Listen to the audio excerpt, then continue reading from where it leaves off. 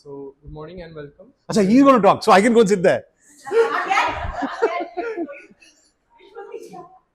So, welcome to the second episode of Tales at Retail. And Tales at Retail has been really helpful to us for the past event. So, as we are a design team, it has been really helpful for us to meet such individuals from within our industry and from apart. And yeah, today we have Mr. Ganesh Vancheeswaran. He's a well-renowned author. Thanks for pronouncing the surname correctly in one shot. And he's a personal branding trainer and also a book writing coach. So yeah, I'll hand it over to you. So Ganesh, I was telling Ganesh that we have to do all this tamasha to actually meet him in person. I've known Ganesh a long time, and he used to be my client a long time ago. And it's what, 22 years ago, 2001 types. Yes. So we Yeah. met when he was in Blue Star. Yes. And of course, he's come a long way and he started a very, very interesting career path. And today it's a pleasure for us to hear from him what all he's been doing. But I have no clue what Ganesh is going to talk about. Neither do I, man. Join the Have a club. call. Yes. So over to you. Yeah, so I've really not scripted this or anything, okay? So I just thought, okay, before that, I want to ask this. She said someone in the team said it'll be nice to have a writer this time. Yeah, is that person here and who's that? Okay, so what did you have in mind then? Why did you say that? Hmm. Okay.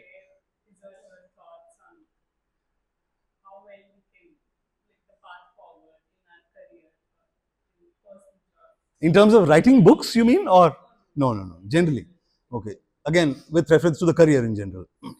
Okay, thanks. So Juhi said that, and I said, all right, my work is a crucible of things. It's not really cut and dried in that sense. There are, it's fluid, and something melds into something else. So, and it's evolved over a period of time. So what I'm going to do is, I think I'll take you through those milestones. Yeah, through my career journey with milestones and key decisions that I've made and how this has evolved into what it is today. All right, book writing is a big part of that, definitely, and I'll speak about it, some of the nuances and dynamics of that. But after that, I want to just let it, come from you all, so we can discuss perspectives, opinions, questions. Yeah, sounds okay. Okay, so I think the story starts in 2012 or 13. 13. Yeah, so there was this absolutely frustrated me in Bombay. That's where the story starts. Working in this ad agency called Lintas, Love Lintas. All right. Bombay is a city that will polarize you. There can be no midway with Bombay if you're going to live and work there. All right. If you're just traveling as a tourist passing by, then it's a different game altogether. But living in Bombay is not like living in Bangalore. In Bangalore, you can hem and haw about Bangalore. You can say, हाँ, चलता है, some okay, some not okay. In Bombay, it is not that. It is, I love it, or I, oh, bloody damn well hate it. So you can guess where I belonged, right? So I totally didn't take to that place at all. And we knew it before I went there, but it was a good job, good opportunity and blah, blah. So we went there. So that time I said, look, boss, I need to break out of this rut that I'm finding myself in. 36 kilometers each way from Borivali to Nariman Point and then back. So 3.5 hours of my life getting wasted there.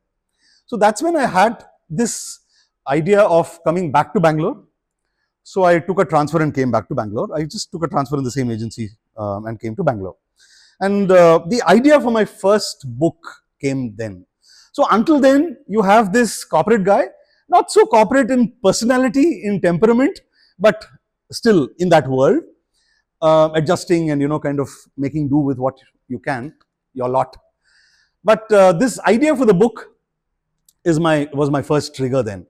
I said, look, when I look around, there was a lot of talk about startups, entrepreneurs and stuff. This is the first wave of this entrepreneurship movement that we are seeing in India. Today we are in wave 3 or wave 4.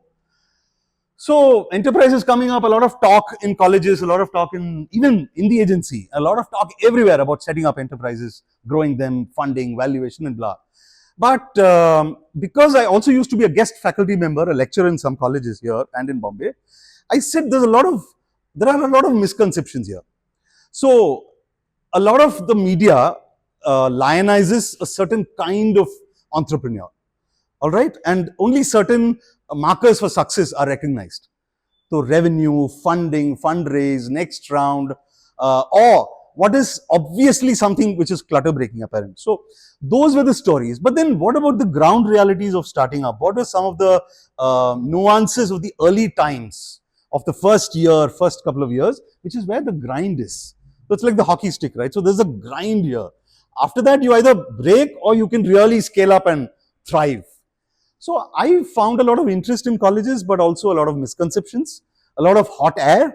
So I said, that's the idea for my first book. Can I dispel this to some extent?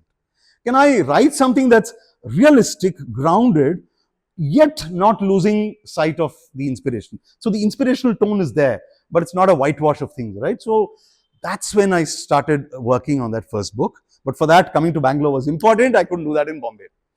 So I came here, started working on that book, and while I was working in Lintes, I still managed to finish that manuscript in about 3 months. Yeah, which is yeah. I can't imagine, man. I cannot imagine how I did that. But okay, there was some rigor to it, but there was also some fortunate factors. Yeah, it's a mix of both. So I did that, and then came the time when I submitted the manuscript to the publisher. So I approached certain publishers. What you do when you write a book, a non-fiction book, or any book for that matter, is the book proposal is important. There's something called a book proposal. You have to put that together and then send it to the publishers of your choice. Those days, I sent it, I remember, to about 8 or 9 publishers, the big ones, the well-known ones, all of them sitting in Delhi and Gurgaon and Noida. And I waited, and within about 2 months, I got acceptance from 2 of those. So one was Rupa, the other was Westland. Rupa even signed an LOI, letter of intent, with me because I went and met them, blah, blah. Okay, done. So I decided to go with Rupa. I sent them this manuscript sometime in November of that year, and we are talking 2013, 14 now, 14. Okay. So bhej ke, there was radio silence. There was total, absolute, deafening silence, which extended for a month to 2 months to 3 months and to 4. So here I am. So, I mean, whatever I'm saying, by and large applies even today. So there are these takeaways, I'm not going to say takeaway 1, 2, 3, blah. So you are in a state of anxiety. There is this work of yours, you're very passionate about it, you put it out there. They've accepted the book, right? They've agreed to publish it. But you're still not hearing back from them. So after polite follow-ups and reminders and all that, I then got a little stern, a little firm talk happened. I said, then finally I came to a point when I said, what are you guys doing? Are we going ahead with this or not? Because it's been 4 months and nothing has moved forward. So then there was this mail of apology from them saying, oh, we are caught up in so many other things. Sorry, blah, blah, blah. And then again, silence. So I could have done 2 things. Three things. One is to persist, just wait and hope that it will work out. All right. 2 is to say, okay, let me look for another publisher, another big publisher. The third was to bring it out through a smaller publisher in what was those days known as self-publishing. So I opted for the third one. I said, let me just self-publish this, because I realized that, having a book out there in a concrete form as a published work is more important than it gathering dust in somebody's archives. All right. And this is meant to be read, man. So beyond this, I didn't have any ideas then. So I said, okay, fine. I withdrew the book from them. I went to this company, then small company called Notion Press. So, my bond with them goes back to the days when self-publishing was at its very, very nascency. So then I got it out through them. And it's sold. It's sold on their website, on Amazon, Flipkart and all that. And about 1,000 copies, we ratcheted about 1,000 copies in about 2 months, which is decent, pretty decent for a book which is published this way. And I'm a non-entity, first-time author, nobody knows me.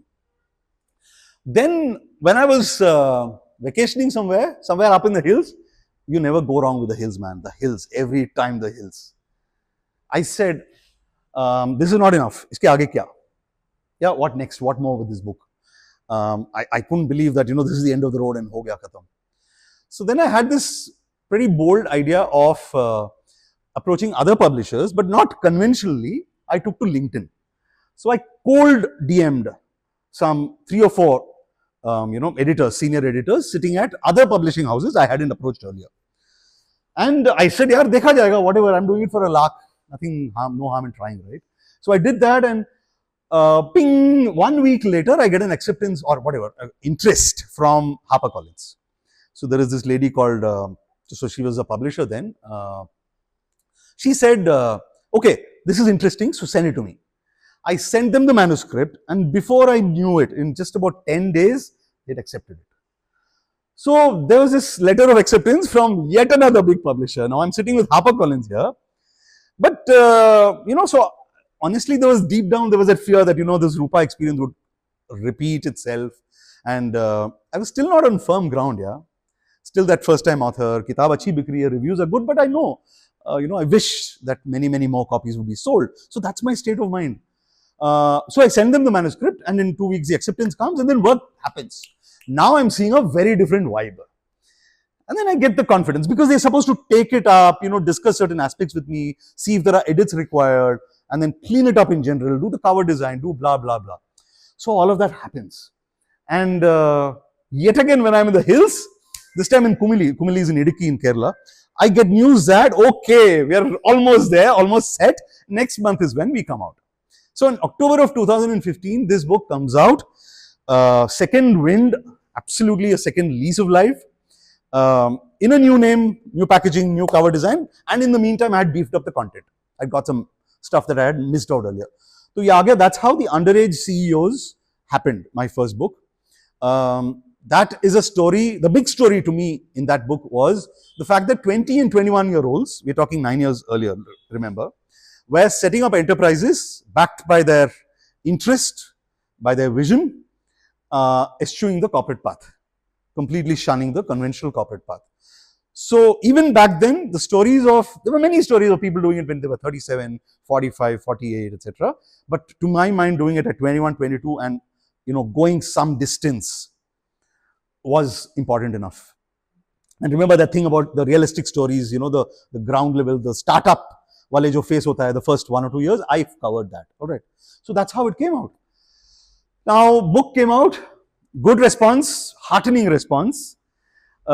This thing about there's a sweetness in a moment when a stranger writes to you saying they've appreciated your work and they've not just appreciated but also found it useful.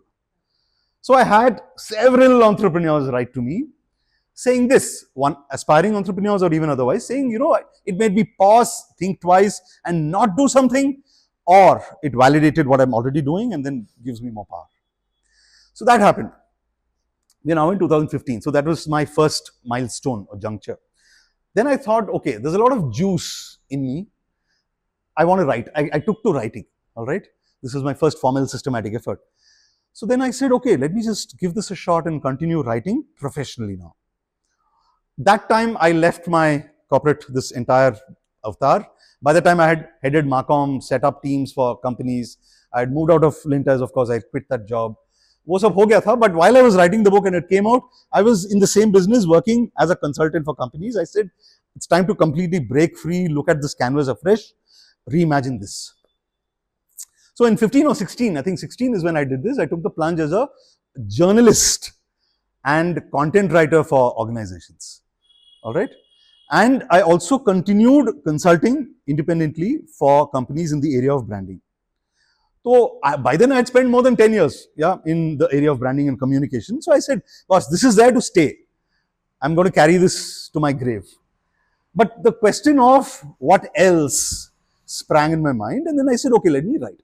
So then I became a content writer, writing content for all kinds of organizations, NGOs, non-profits and design firms, for-profit organizations of various industries, but also did a stint as a journalist. Now, of these, journalism was completely new to me. Yeah, and again, there was that sweetness of doing something for the first time, making mistakes, getting rejected.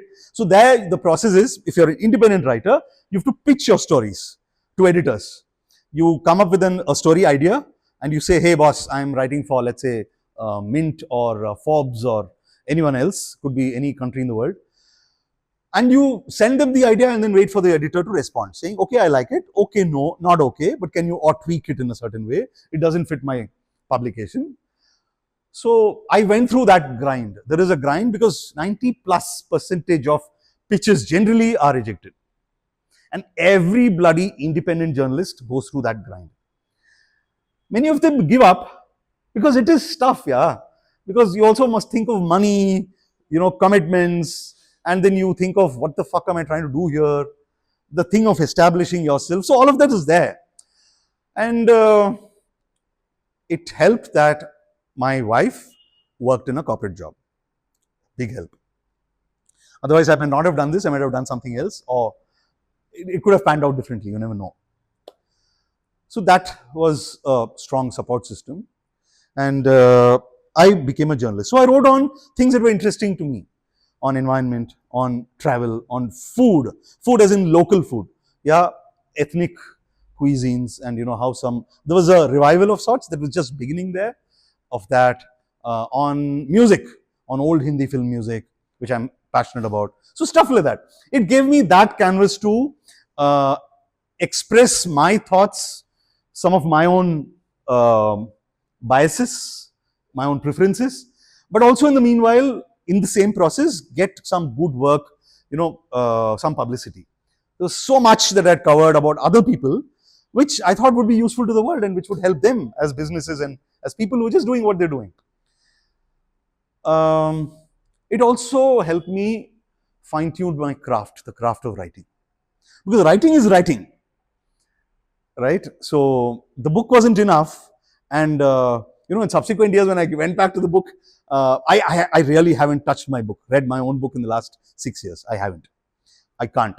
And I hear many, many, many other writers, including Salim and Javed, speak about that, saying how they cringe at some of their earlier work. That earlier work isn't all that bad. It's not that. But it's just, it's partly science, the science of moving on, growing, evolving, and therefore becoming much better, which is growth. That's how you should be. But it's also psychological. Also psychological about something about that. Yeah, there are certain, reminders or whatever. So that part I've not completely deciphered. So I've not gone back to that book. But the book still remains what it is. It's good in its own way. And it's well read even now. It's sold about 15,000 copies, 9/3 print. And it's still selling and whatever. So then journalism, right? That happened. Content writing happened, but content writing for companies was more from the money perspective. All this was because I was interested, and I continued consulting as in the branding space. I was a brand consultant. So, us dauran, this now we are in 2019 types. Yeah, before COVID hit, 19. I said to myself, look, I've been working in the area of branding. Now, why don't I apply that exercise? Why don't I do that for myself? So, in other words, why don't I understand what my brand is and see how I can use that going forward? I hadn't done that until then. So, what I had done for about 30, 40, 50 different companies, organizations, I applied to myself. So, there is a process, there is a science there, there are a couple of frameworks, questions to be asked. I went through that process for myself. And I took the help of a friend who's also in the same business, so that there is that bit of bias is ruled out and there is that independent view, right? So when I did that, as part of that introspection, you know what, I realized something beautiful, which has shaped and powered my brand from then on, which is that all of us, bar none, wants to put out some part of ourselves out to the world. By put out, I mean express, share, tell. The reasons, the motivations could be different. The ways in which we want to do that could be different. Take, for example, people who want to talk about their life stories, their life challenges they've overcome, right? Himalayan hurdles, problems, cancer survivors, other major health debacles, business failures. So, TEDx, for example, or TED, that itself, is a platform in which you hear story after story of this kind.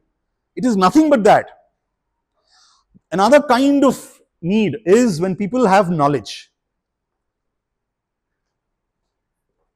Hi, come, please.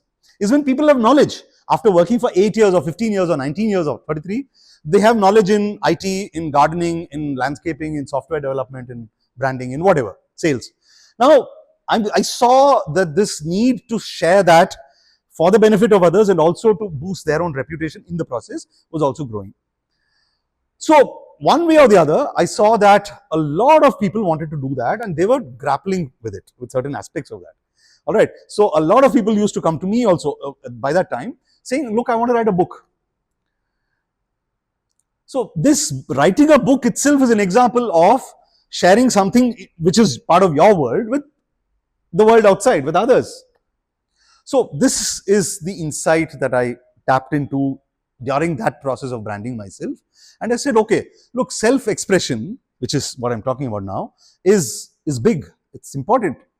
And it's not big in a showy kind of way, but it's fundamentally important to all of us. Is there something I can do there? Professionally, can I help people in any way in this area?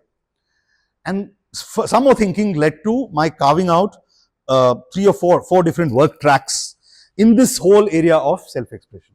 I said, okay, this is my field now, from now on. It so happened that I've already been in that field. As a writer, I've been dabbling in writing, I'm pretty deep there. Then came the thing of, so I can help others write. Okay, so that was one conclusion. So clearly I said, okay, I can help people write their books. Conclusion number 1. So from then on, that became one work track. So if I'm a book writing coach from then on, it's because of this thinking. The other thing was to look at branding itself, and I said, boss, for years and years I know it, but the world hasn't seen it that way. Branding is self-expression. It's not about a tagline or a logo or doing something or getting onto social media and putting content out. It's not. That comes later. But in its truest, most powerful sense, what's branding?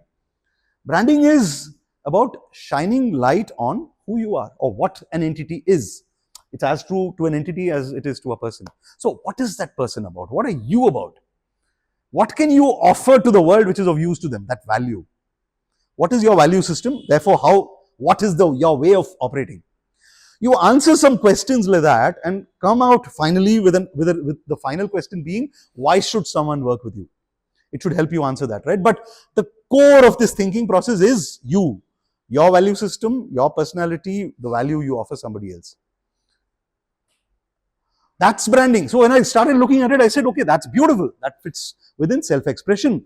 So when I help companies build their brand identity, positioning, strategy, etc., or the communication plans, what am I doing? I'm helping that entity express itself.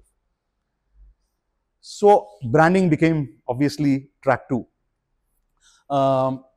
In that, I further thought a bit and I said, look, I've been doing this for product, service, and organization brands. Why can't I do this for people? Because now we're talking 19, right? By the time, the gig economy had started exploding, many people were frustrated with the corporate world, and there was this urge to get out and do something on their own. So again, there was this grappling I could see of how do I reach that potential? How do I really do what I'm best suited for? Branding can answer that if done correctly. So I said, okay, let me do that. And I also carved out a track to help people build their brands. That's person branding. So book writing became 1, branding became 2. Within that, person branding is a favorite sub-track of mine. And then I said, what else can I do? I said I could write scripts for films, for brand films, for corporate films. So I carved that out as my 3rd work track. All right. And the 4th work track I've kept to myself through my books. So this is how my palette of work emerged, and this is how my understanding of my own brand came about.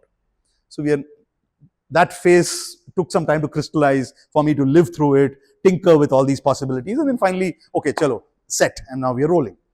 Let me talk about book writing. Okay, people come to me with all sorts of themes, all sorts of themes. I'll take some examples, some memorable ones, evocative ones. There is this lady who's moved to the US, who's been living there for the last 22 years. She says, look, I want to write a book about my trauma, the trauma I've faced in life, marital life and life in the US. And I think it'll be of some use to somebody. But when someone comes to me with that, there is a process of deliberation, introspection, questioning, right? one of the fundas of writing a powerful book is not to immediately start writing. So writing a book is never just about writing a book. There is a lot of questioning and answering that goes on. So I realized that for her, it's also a big way to vent, to channelize pent up frustration, all her emotions. She needed an outlet as much as someone else could benefit from inspiration, from guidance from that book. So that's one example. Another example is of someone who's worked in the not-for-profit sector for more than a decade after being in the for-profit sector. So from the corporate world to not-for-profit, and about 12 years there, held senior positions, led an NGO. And she said, look, there's no book about this in India. At least I can't find any. But I see interest rising in people to work in this area. So what can we do something about it? I thought it was a fantastic idea. And then we worked on it, crystallized the thoughts, gave structure, skeleton, flesh, bones, vagara. And now the book is sitting with the publisher. We are awaiting whatever, the rest of the process. So it will come out pretty much soon. So these are two examples that come to mind. Somebody else wants to write about their expertise as a salesperson. And they're saying, look, I'm now 55. I've got all this and I'm not doing this for money, but I'm saying, can I give back to the community? Sales is still pretty much misunderstood. It's seen as hustling. It's seen as, a fixer's job, a lot of shortcuts. But it's not that. So just the way I look at branding, he was looking at sales and saying, look, there really is a lot of genuineness in the process of sales. You can still be true to adding value to that person, your customer, while you sell your product or service. So slightly different perspective there, and his experiences, he wanted to channelize that. So then that book came out. So books of that kind. And then there's poetry. I'm not even talking poetry or fiction. So that fiction. Boss, one revelation for me is that there are so many stories in all of us. I'm not putting a number there. Some of us have, we realize that we have one story. By story, I mean any message. It can be imaginative, it can be anything, fiction, non-fiction. But there is so much in all of us, yeah. So there is at least one book in every one of us, is my mota-moti belief. There could be more. So helping them write, helping them through this thought process, then getting them to write chapter by chapter, seeing the whole book take shape, and giving structured criticism on that, constructive criticism. So you're never at point, when you start, you're at point one or two on a scale of 100. But when you end, you're closer to 65 or 70 or 80 with a little bit, and I polish it further. So this is not just about a story coming out or a book coming out. It's like the blossoming of a flower. Absolutely, blossoming of that person as an author. You can see that transformation, and it's so beautiful. And then they're never the same person again. That's what a book does to you. As much as it helps a reader, I think fundamentally and more than anyone else, I think the author is the one who benefits from writing a book. So those are some of the dynamics of working with these people, and writing a book, developing it from scratch, by and large, I'm bucketing this, generalizing, takes about 6 to 9 months, 6 months, let's say. The majority of books will fall, in that 6 to 8 month bracket, where you start from scratch. But it does call for a lot of discipline. It calls for, you must prioritize that. You must clear your desk. You can't have a cluttered desk, metaphorically speaking, and literally, and write a book. So it calls for you to say no to some other things, and then say, okay, the book is it for the next 3 months, 5 months, 6 months. And after that, it is life as usual, right? But can I do this? So it takes rigor, it takes disciplined effort, it takes time, allocation of time. But in the end, it's so worth it, man. It's so worth it. And I'm not even talking the numbers game. Let's not go there. Yeah, so getting a book published and, waiting for the numbers to happen. Will my book sell some 2 lakh copies? Yeah, 200,000. Will it become a bestseller? Those are very, odd questions, very dicey questions. But just the pursuit of writing a book, I'm just talking about that, is important. And when even 20 people read your book and benefit or, find joy, uplifts them in some way, entertains them in some way, it is beautiful. It's a work of art. So that's about that. And then there is this piece about writing films for companies, organizations. That was new to me again, and I had to figure out a lot of stuff because now you're adapting to screen. It is pretty much like writing a feature film, but in 2 minutes, in 3 minutes. You don't have the comfort of time. So you really have to drill down to the essence of what's being said, of who that film is mainly for, what it is intended for, what do you want this to do for you. Get these questions clear, and then write and rewrite and rewrite and rewrite. So the other thing that, you know, seasoned writer, you know, you need a tough skin, man. You need a thick skin, more from yourself than from anybody else, is that you do not balk at the thought of rejecting your own work. It doesn't scare you. Creation and rejection, creation and killing something else. While you're creating something, you also kill something else. You kill substandard work, you kill work that doesn't align with what is needed, you kill work that doesn't sound good, that doesn't feel good. You kill it. Initially, it is tough. It's like killing yourself. It's like questioning your self-worth. It is like questioning, what the hell am I doing, man? Then why am I writing, or why am I doing what I'm doing? But nay, what comes later is 5 notches or 3 notches better than what you killed. So tearing something up, I'm okay with it. I do it with ease. Not with pleasure, maybe I've not got there, but with ease. It's part of what, you know, the craft. And then you, whether it's a book or a script or whatever it is, even the branding work that you do, whatever, I think then you see something that sparkles. A film that, you know, the client likes, you like, first of all, the director likes. You bring someone, a creative team which is going to produce, direct this film and create it, right? The editor. All of us have to be on board and we have to like it. So I think that's how it flies. So I do that. And finally, my own writing track, right? I write books, and there are 1 or 2 interesting things here. My first book, 2015, The Underrated CEOs. The second one came out in 22, end of 22. Okay. It's going to be 2 years next month. It's called 18 Till I Die. Sorry, 22 Till I Die. See, the reference is very clear in my mind. 22 Till I Die. That's a very different book. It's just a look back on my career, which was 22 years old then. And I said, look, what have I learned from this? What have I learned primarily for myself? So that is like talking to myself. It just, this book was born over a drink or 5. It just evolved. And I was not bothered. The thing is not that I questioned the worth of the book. Yeah, there are nuances here. We should get this right. I didn't wonder whether 10,000 people will read this book or, you know, 500,000 will. I said, let me just put it out. I care 2 hoots about the numbers of it. I did not calculate. I didn't dwell on it. But I said, look, there are these things which I think will be of some sense, some use to others. So let me look back at my career, which has been this kind of fluid and it's been unconventional in its own ways. I just wrote that, and it's short, it's slim, it's more like Dear Diary types. Self-talk as much as I'm talking to somebody else. So there's no gyan there. Reflection, contemplation. So that came out. But for those 7 years, there was no book. There was no book.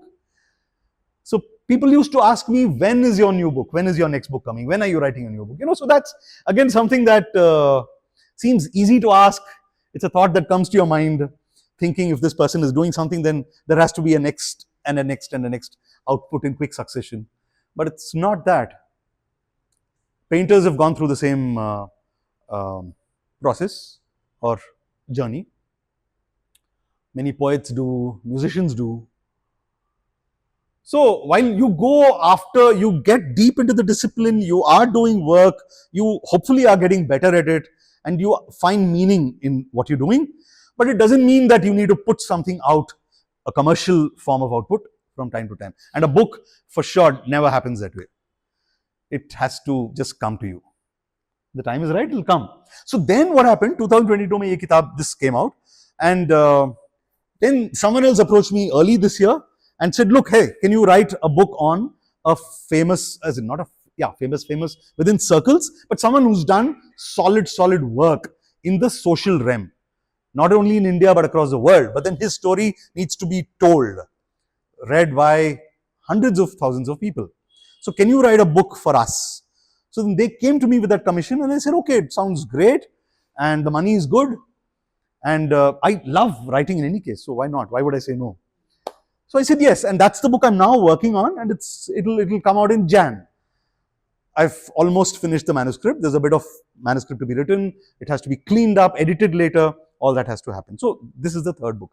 But in this time, I now have ideas for 2 other books which are related to the work I do, right? So for example, I will bring out a book on person branding next year. That's my next book.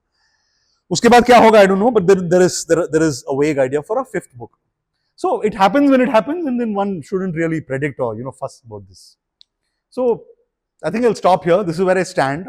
So what drives me out of my bed every day with a smile and at times with a cold is that I'm helping somebody, that somebody could be a person or an organization, express themselves in some way or the other, impactfully, authentically, powerfully, to the world that matters to them. I think every day, Juhi, I draw meaning from this and power from this. So, aaj, what will bring me joy is to see what happens to that book someone else is writing. What can I do with this tricky bit about someone's brand identity, or with somebody's communication plan? What can I do with my own book about this gentleman now that I'm writing? So those are the questions, those are the things that drive me out of bed. So as a catalyst for self-expression, this is my professional world. And 22 years back, 23 years back when I left college, etc., obviously, it's a no-brainer that I did not see myself doing, much of what I told you, much. The only part I was clear about was branding. That's my first love. It stayed with me. Brand work, communication work, the psychology behind branding, the art of branding, the science of branding, the whimsiness of branding, the whimsy. It's fascinating, that mix. So that stayed. But beyond that, so I thought, ad agencies mein kam karunga, maybe I'll have my own setup. But then all of this has happened later. I think it has happened because of mainly 2 questions. 2 questions that I ask myself from time to time.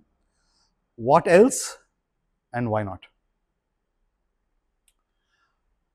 Any decision that I've taken by and large can be, not in retrospect. Now I can see that in retrospect, but and I'm now seeing it happen for decisions I take these days. But when I realized this about 5 years back, it was like, wow, okay. So what else can I do? What else can I explore? What else can I try? And why not? I mean, why not do something, man? Why not take this up? Why not do something else? That kind of thing. So that's that.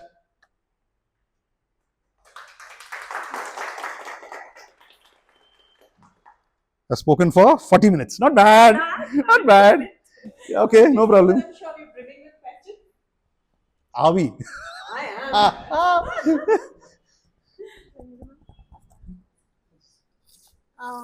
I was wondering if you could share some questions when you mentioned that when you help people with personal branding or finding that answer to their purpose or self-expression.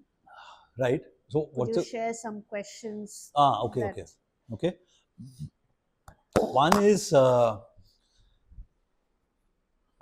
what is the field or area that you want to grow in, you want to build on, you want to thrive in? That's one. And remember, each of these questions is followed by possible answers, doubtful answers, and then you drill deeper into them, and then comes out something that you're happy about, that really rings true to you. This is question 1. Question 2 is what is your driving belief? Driving belief is something that I've really latched on to, made part of my life. This word driving is very important, I think. I could have said core belief. I could have said main belief, chief belief. Driving is important. Can you guess why? Can you yourself take a shot?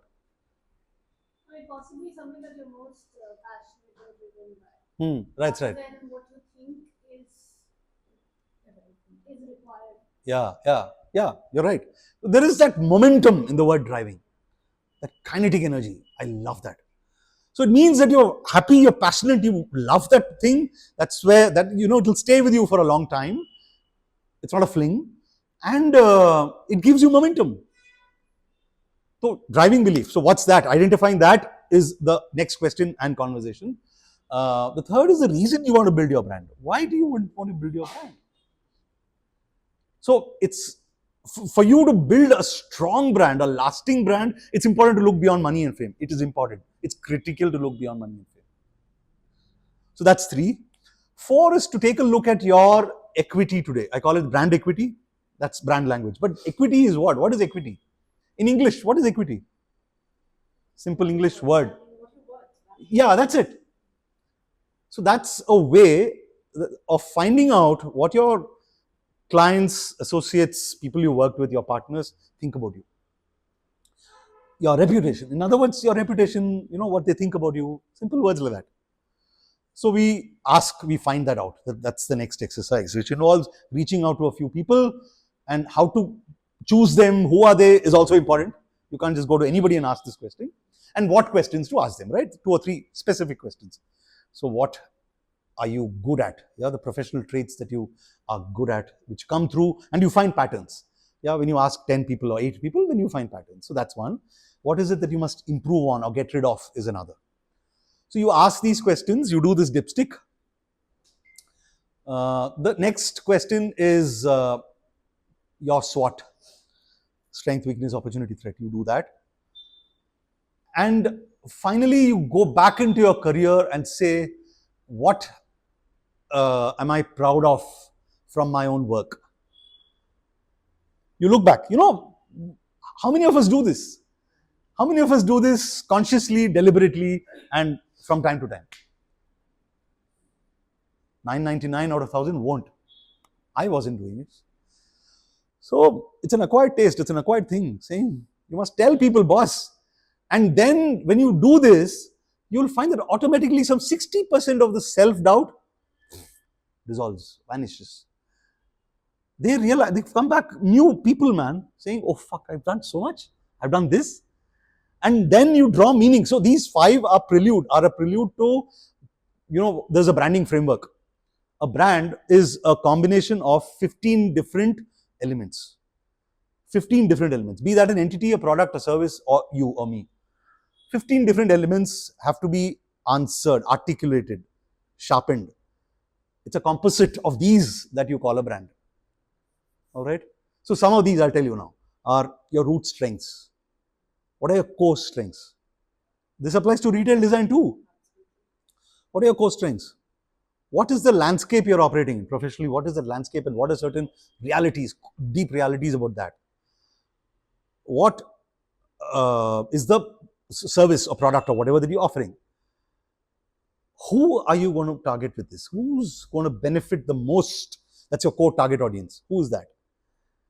What is the insight that is driving this target audience? You have to identify some insight, behavioral insight, need-based insight, stuff like that, which will want them and which will ideally push them towards your brand. This is an insight your brand will ride on. What are your values, your core values, your chief values?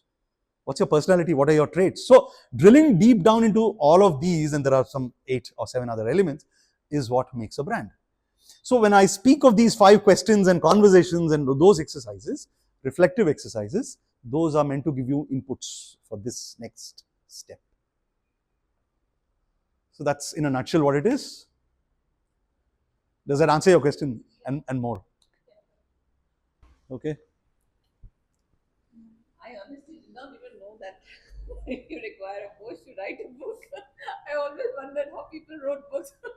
You don't need a coach, but yeah, I mean, yeah. If I were to think about even starting to write a book, I wouldn't even know where to start, what to know, what not to know. Yeah. And, so I think that's a revelation by itself. What's that next step and what? Yeah, people grapple with those things. Yeah. And I think it's not the what, but the how that people struggle most with. Yeah. Right?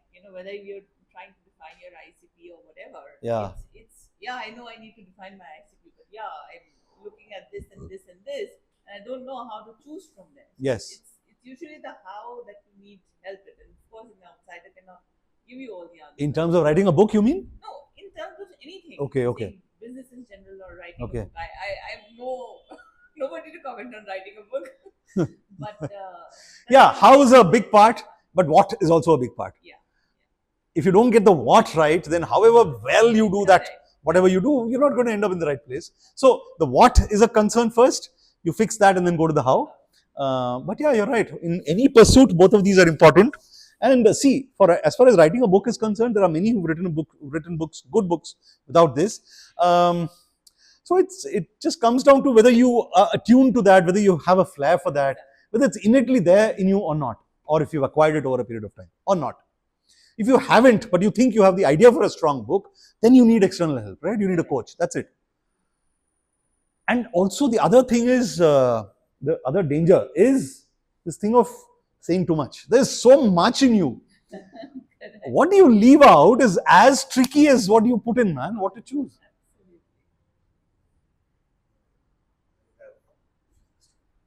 It's something running in my head, so the question is a little sketchy in that way. Okay. Don't worry, I'll ask you the question for yourself and answer it. Sure. You spoke about something that is a driving force Yeah. for you, which is in some sense kinetic, but gets you going, which is what else and why not. Yep.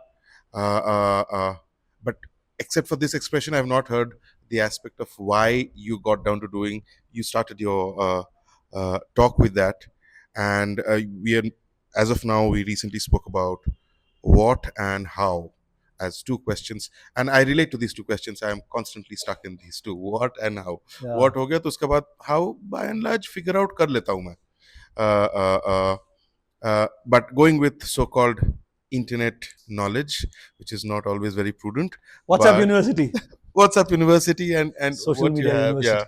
yeah. There's this big thing about why. I mean, I think to a large extent, even people, Simon Sinek's of the world have also Yeah. glorified the aspect of why. How would you define that for yourself? Because I thought that got you to get down to saying, "Hey, I want to write a book, and I have a story to tell, and I believe there are a few people who will benefit from this story." Right. So where did you find that aspect in you? My why is in when I realized that moment when I realized that it's a universal need. The self-expression is a universal need. It's innate, it's universal, and it is timeless. It's been there for ages. You go back into history, it's there. So it's not something that's going to go away. It is powerful. It comes from within, and there are people struggling with that. So then I looked at that and I said, "Hey, man, there lies my why."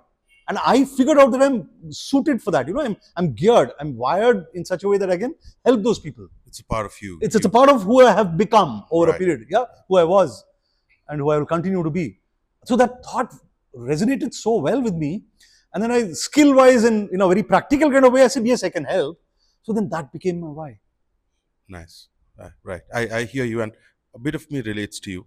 Yeah, we'll talk about that later. Somebody else. Yeah. So, how do you find the balance between writing the book when you transition to journalism? Say that again. How did I find balance between Right, writing when a you're book? writing a book Okay. and you transition to journalism, because journalism, I don't know if I'm right, Yeah. but we generally report facts, Yeah. like say about any kind of news or say like we are writing about a design. Okay. Yeah. So, what is that balance that you find, and how did you approach to it? So balance can be in two types. One kind of balance is the very practical, day-to-day, transactional, time balance. Are you also talking of that? Yes. That's one balance. The other balance is the thought balance. What happens in your mind, and your stories will take you in a certain way. It calls for a certain approach, certain reportage. But if you're writing fiction or poetry, for example, then that can take you in a very different way. That's a very different world. Yeah. Now that comes from experience and practice. Many people have given up. Many people have given up one or the other, saying, I can only do one at a time. I can either be a journalist, writing factual stories, whatever that is, in the beat of my choice, or I can work on my book of short stories, of poems, or my novel, or whatever. Because the approach, the questions, the people you meet, what you hear, everything is different. Yeah. The common factor just being writing. So they have, but what I've learned is, Incidentally, I didn't write a book when I was a journalist. The next book didn't happen. So that was a book dry patch. So I was safe that way, looking at it purely from book versus journalism. But I had my other things going. So the deeper question also is of compartmentalization. That's an art you practice and perfect. You may not perfect, but you get better at it. That's something that I've got. Saying there are two ways to do it. One way is to simply do a morning and afternoon kind of thing. Another way is to do day of the week. So I do both. I usually don't do day of the week. I do morning and afternoon, morning and evening, evening and night kind of thing, time of the day. Sometimes I also do day of the week.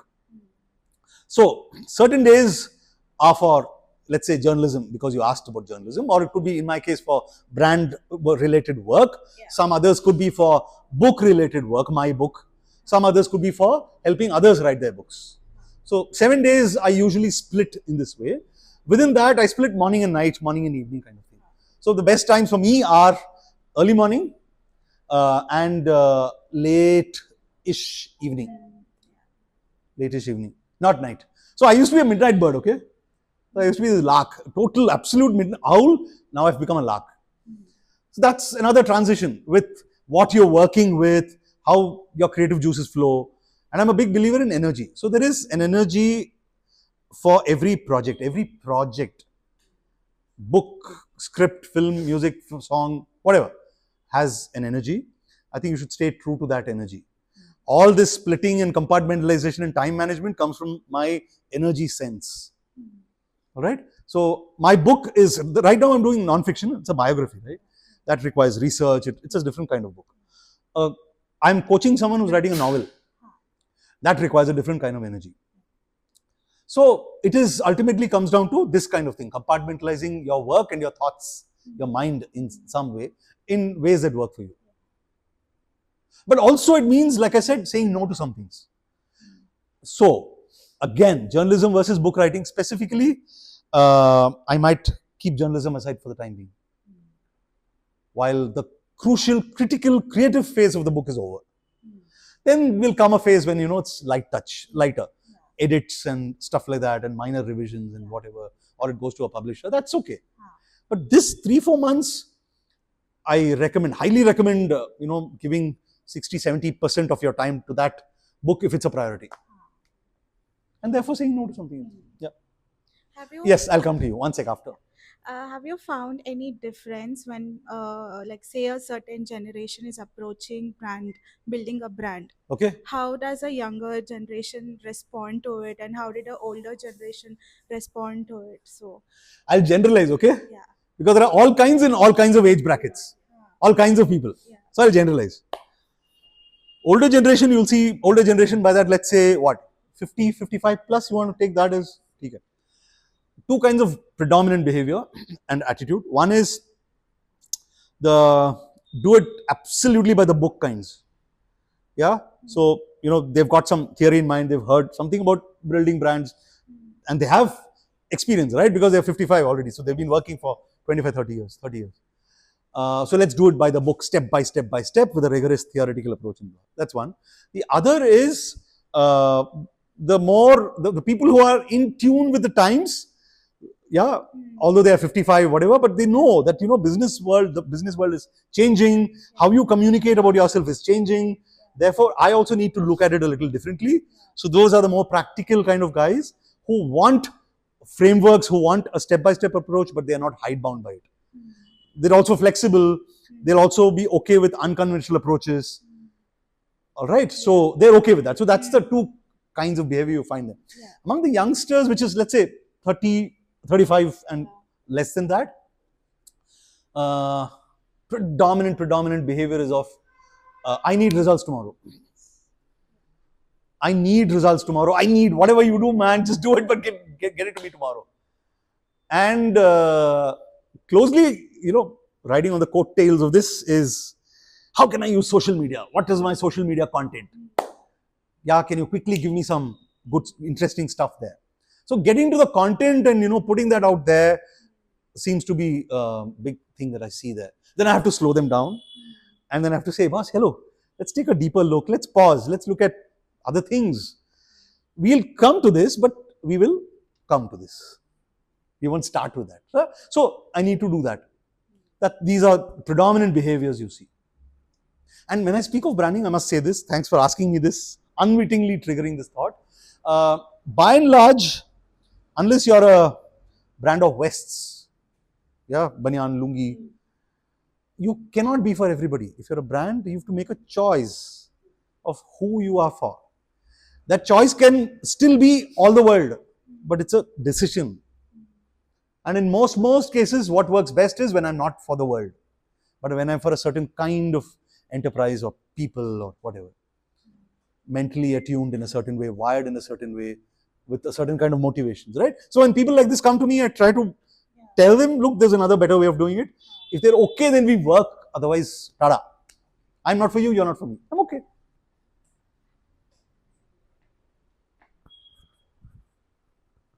I just Yes. wanted to understand, one is putting out the content. Yeah. Second is also how do you present the content. So there would be some method of influences, references to sort of even put those points across, right? Okay.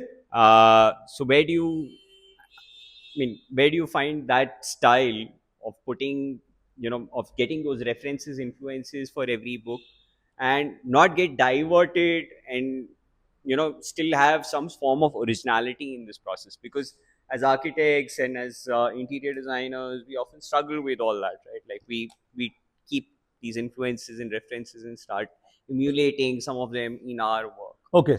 So they seep into your designs. Yes. Yeah. In your work. You're an architect, are you? Yeah. So they seep into your designs, how you imagine space. Am I right? Right. And you're saying, how can I retain the individuality? Correct? Keep that distinct. Correct. While also being aware of all this, right? So I think a lot comes from, let me not talk about, okay, I can talk about a book, but in the design space, architecture space, imagination. No, I'm talking about book only. Okay, books. Yeah. It comes from your, let's say I'm coaching someone to write a book. It comes from my client's world. It comes from my client's world. You find these distinctive references from their world, which is an equivalent, and I'll come back to the book, but this is equivalent of saying, do I understand my client's brand or not? Their world is nothing but your client's brand for architecture, for retail design, for any other company, right? So how well do you get their world? You help them. Part of the coaching process is to help them mine their world, so that enough such references, distinctive, evocative references come through in the book, which are from their life and world, and which are not just borrowed from elsewhere. That's how you do it. So then we have conversations chapter to chapter. At various junctures, we have conversations on the childhood of the author, adult influences, key role models, some things that have rubbed off on them. You're talking about biography. I'm talking, if you have to write fiction. I'm talking about fiction. I'm saying the fictional world. How you make that fictional world distinctive. A big way is to look at the influences of the world of the writer. You look at all the major works. It can be a considered choice to discard this and to completely reimagine another world, which is what sci-fi is, which is what fantasy fiction is, which is what many graphic novels, fantasy fiction, science fiction. But the bulk of the rest of fiction also, a lot of it is also, you will see references. I mean, if you know the backstory, if you meet the author someday, you will figure it out.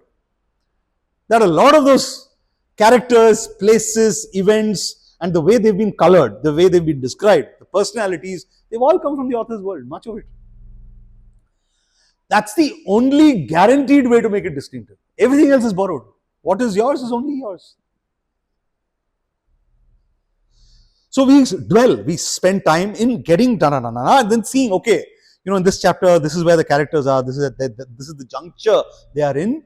What from your life can you bring in? How can you color this? How do you rope in vocabulary in this whole space so that it radiates your individuality and, in a way that okay, there's a learning curve for the reader as well. Yeah, it's a learning, it's also an uplifting curve. It's also something fresh. 3 parts to vocabulary. 1 part is standard vocabulary. Even if the event or the reference you're talking about is distinctive, you can still use standard vocabulary, play with words, idioms, metaphors, whatever, that's standard. But The other source, in more individual source, is when you look at your cultural references, you look at your cultural vocab. The vocab you used in your childhood, the vocab that is true to the setting that you're trying to bring into the story. It could be not even, it need not be in English.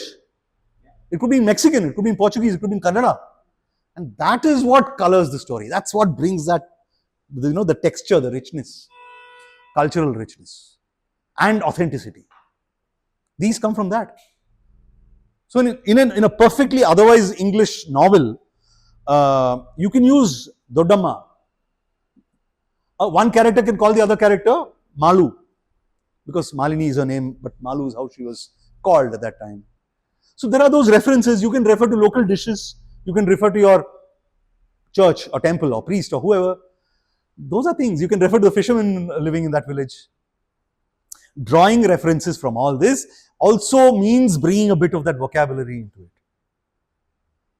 That's the other big part of vocabulary, which can make it distinctive. Does that answer your question? Yeah, because each of them have, like, when you read Charles Dickens, if you read, modern time, any of the authors, you can make out that vocabulary is being the key throughout for that particular author. Right. You can sort of resonate that author. Yes. Yes.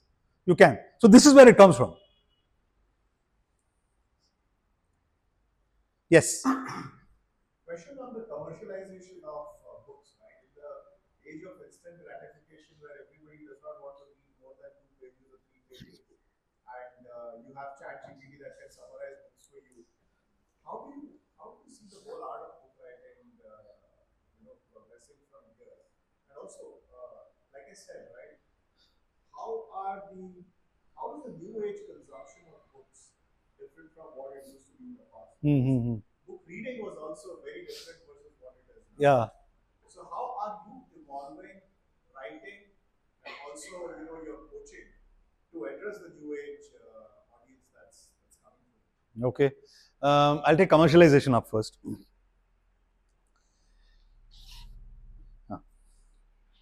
So one of the things I tell every author, and I tell myself this before I tell anybody else, is, look boss, when you're writing something, again, the why has to be very clear.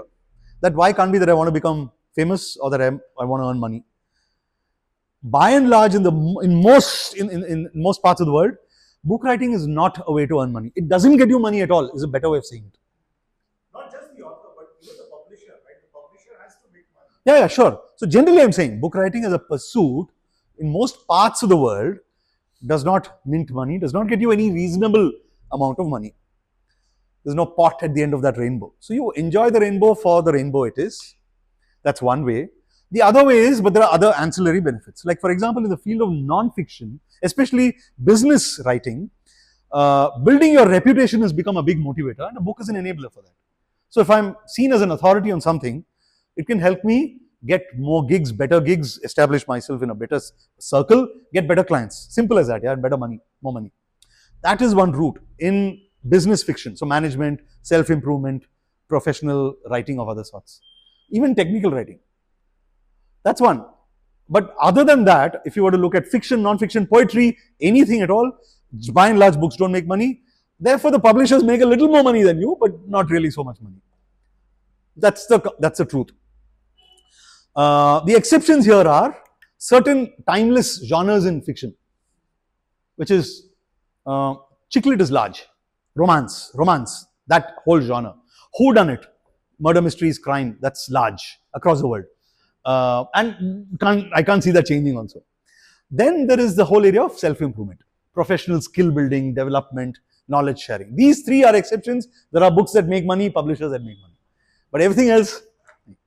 So you've got to come from a space where I say, okay, I've got all this knowledge in my whatever, I think it's going to help someone or it's going to entertain them, whatever. I will write for that. I will write for my joy in the process. That's it. If it flies beyond that, it flies. That's the reality. Then comes formats, your new age preferences, etc. I'm seeing that the themes, Jayant, that they want to write about are different. the youngish authors who come up today, people in the 20s, 30s who want to write and who come to me, or even otherwise when I've heard, a lot of life sharing is happening now, more and more of that. More and more, the urge to write about what happened to me, very simply put, is very strong. And a lot of short books. So these are also the people who prefer shortish books, to write shortish books. Generally speaking, the length of a book has come down. Yeah, and books can't be verbose. People have realized that. Can't be verbose. You get to the point reasonably quickly. So when I quote someone, or my idea of an ideal book or a good book is when there is substance, but you also get to the point quickly. But how is that different from a blog, for example? A blog is more like serialized writing. If you do a blog very well, it's serialized writing, right? It's nothing but that, once a week, once a month, whatever. Therefore, it is scattered over time and space.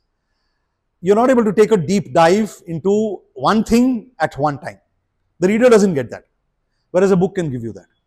So you're writing 45,000 words, 50,000 words, 60,000 words in a book, which is still engaging and which is, which reasonable length, which is not boring you.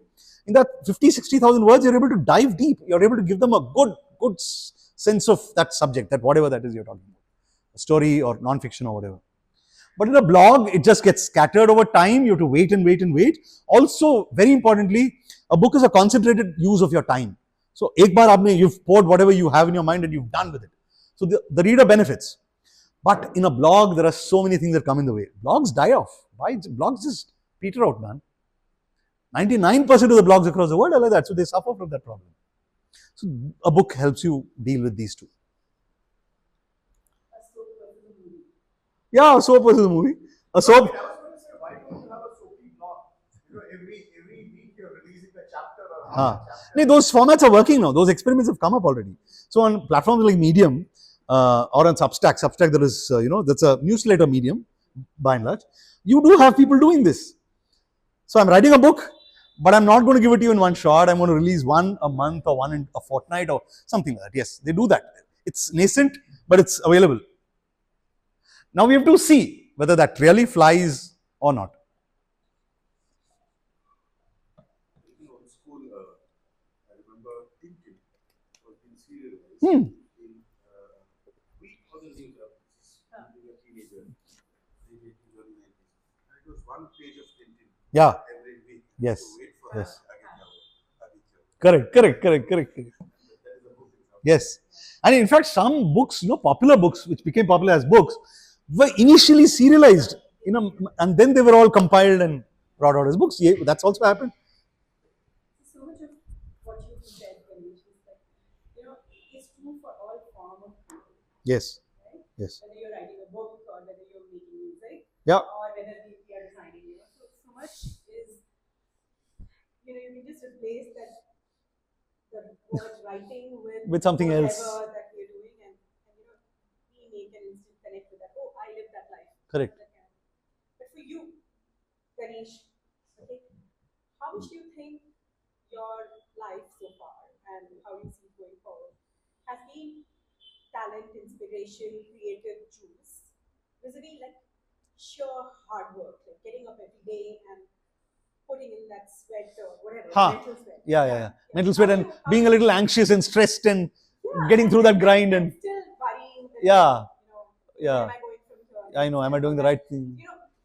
How much do you think is the flow, as we say, just creative juices? Right. And how much of the creative inspirations hit you, and after that you need to work so hard Right. to make that creative juice reality? I mean, how would you look at it for yourself?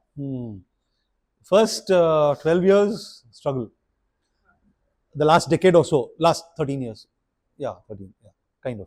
13? No, 11 years. Last has been what you said, the other part, which is by and large the flow, and with operating every day with the sense that I'm in the right space, doing the right thing, and I'm working, leveraging my talents and my wiring to the best, to the hilt, and also seeing someone else benefit from that work. That's been the story of the last 11 years.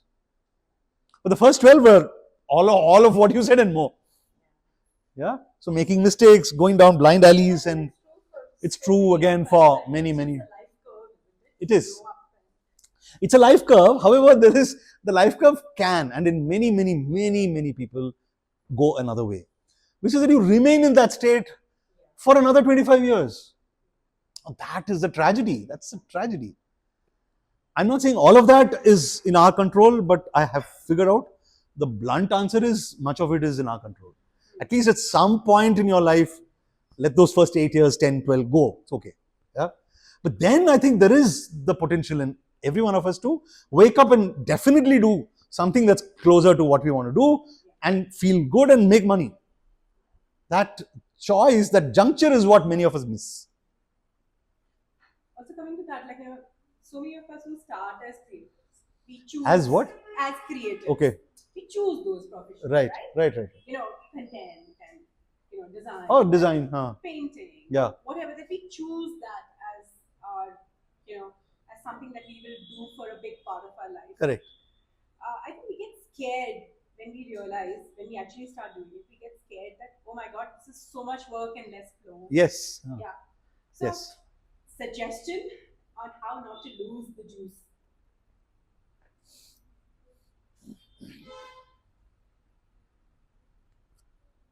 I'm thinking, one sec.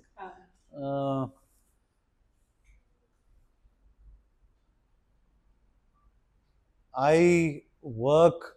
Number one, there is this. So there are 3-4 things that I think used or I use. One is the driving belief. I mean, it's more important if you really understand it. It's more important than it might seem now, but that helps me get into flow. 2 is time and space. This understanding energy. Forget time and space. That comes later. Understanding energy. So when I work on a project, there are 4 kinds of projects that I work on, right? 4 very different work dynamics, 4 factors, all sorts of variables are different. So I have to see what it is that is going to make sense, or what kind of energy, what kind of creative energy is needed for a particular project, and for each of those. And I must devote time, compartmentalize that, and I must devote time for each one of them. So time planning really helps me. Yeah. Finding my golden hour is related to this, but it's a discrete task. It's a discrete step that I've taken in the last 6-7 years, which has again done wonders. There are some times I've realized I operate best. My creative juices are at their best. So anything that's strategic, that's creative, that requires deep thinking, I will do only in those hours. The rest of the time, there is time allocated to maintenance work, which is sala mail bhejna, social media work, important, but maintenance. That's tinkering, maintenance. Email bhejna, billing, stuff like that. But that time I don't spend, I cannot. I can do good work, but I cannot do great work. I've realized that. That golden hour for me used to be midnight and the wee hours of the morning. I even wrote an essay on that. 6-8 years back, I even wrote an essay on why midnight is the best part of the day. But that changes with your other priorities, the environment and your age and your energy. Now it is early in the morning, so by 12:30, 1 o'clock, I'm done for the day. Most of the important creative work is over. After that, if I do something, it's bonus, but by and large, it's then maintenance work. So then I take a nap in the afternoon, again important for me. That nap is a nap, it's not, it's 30 minutes. So I sleep. It does give me the luxury of being able to do that, but it's also important in a practical sense because it helps me come back refreshed. And then there is specific time in a day to speak to or communicate with people. I find that energizes me and helps me be in the flow. There is a time for silence. See, these are all, I cherish them. They're built into my daily practice. So we have a small garden, I water the plants. Or I watch my son water the plants. Just watching him water is my time of doing nothing. I space out. Then there is silence time. Again, there is no frenetic pursuit. There's nothing there. Nothing at all. Silence. There is this. And there is breath control, breath work. breath work, we speak about that when we speak of speakers and singers and blah blah.